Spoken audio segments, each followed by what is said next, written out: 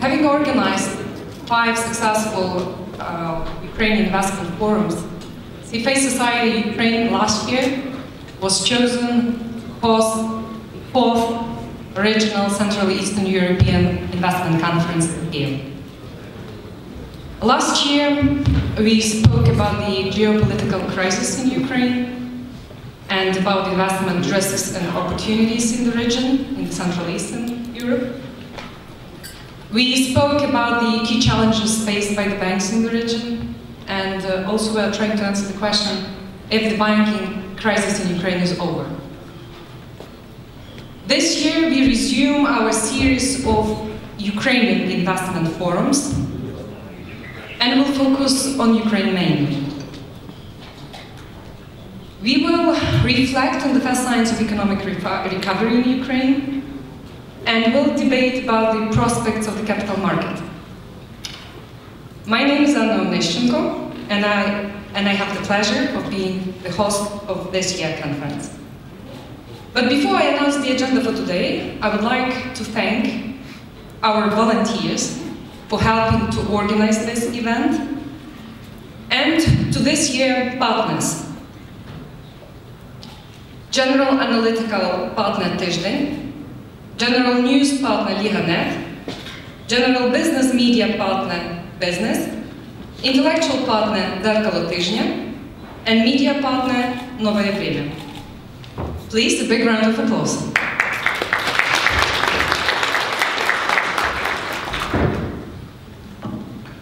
So today I promise very exciting, dynamic discussions with the participation of prominent representatives of the government, business and banking community, and leading investment professionals. The first 2 panels before the lunch will focus on the general economic outlook for Ukraine and a local capital market. The remaining 2 panels after the break will focus on the situation in the banking sector and private equities. But before we proceed with the panel discussions, we have 2 opening remarks from Steve Wallace, the Business Development Director of CFA Institute, and Yevhen Hrebeniuk, the President of CFA Society Ukraine. Steve, please welcome.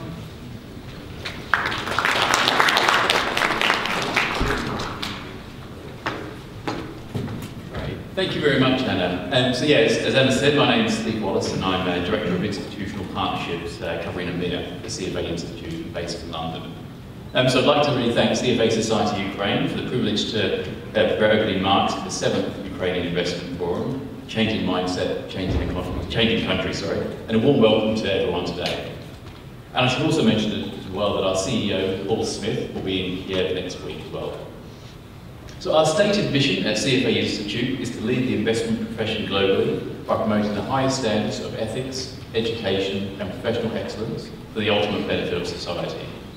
We are making progress toward change around the world in building a stronger, more trustworthy profession that better serves investors, and to ensure continued progress, CFA Institute is acutely focused on 3 strategic outcomes, which I'd like to share with you today. The first is setting high standards of entry and professionalism for the industry. This year, new Level 1 CFA exam registrations were at record levels, over 103,000 candidates globally, and for the first time, new Level 1 registrations in China exceeded those in the US. Our credentialing and education programs have never been in more demand across the globe.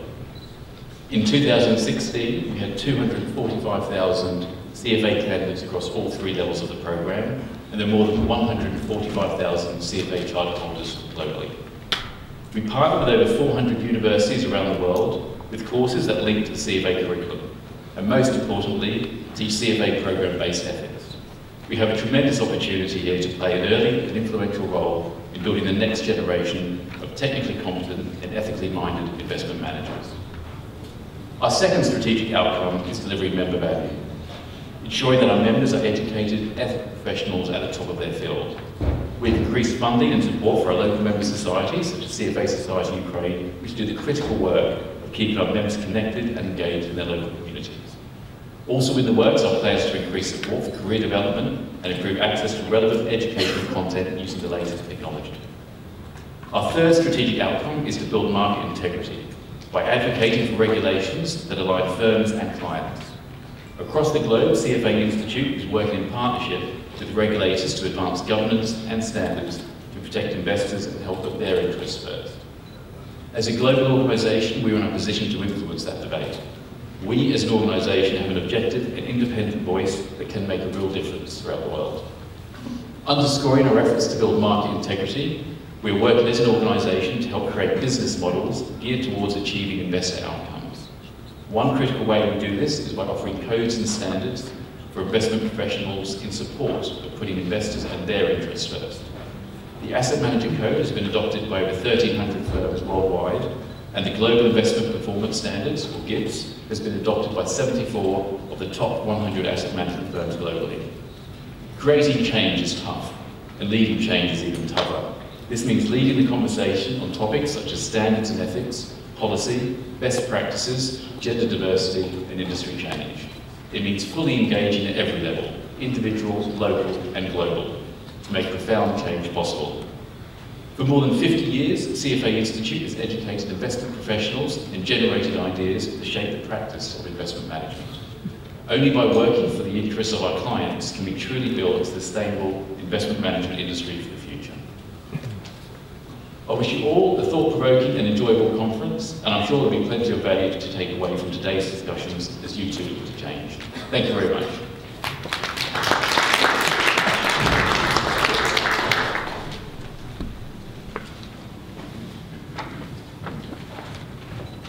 Ladies and gentlemen, on behalf of Secret Society Ukraine, let me welcome you at this 7th Ukrainian Investment Forum that we organize in the Society since 2010. I would like to thank you, the volunteers who helped to organize this event, especially our members whose fee, were paying the fee and basically paying for such events.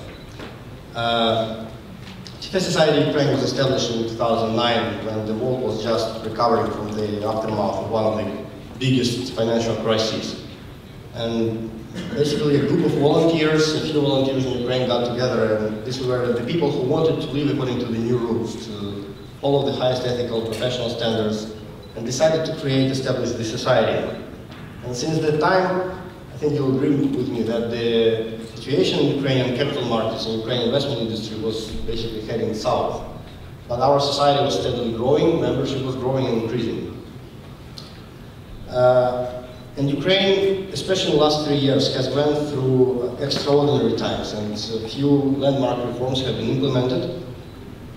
And the price paid for this reform was high. But I think I'll express the general mood that is now prevailing not only in our society but in wider society, that probably something is still missing in the equation of change, in the reforms in Ukraine.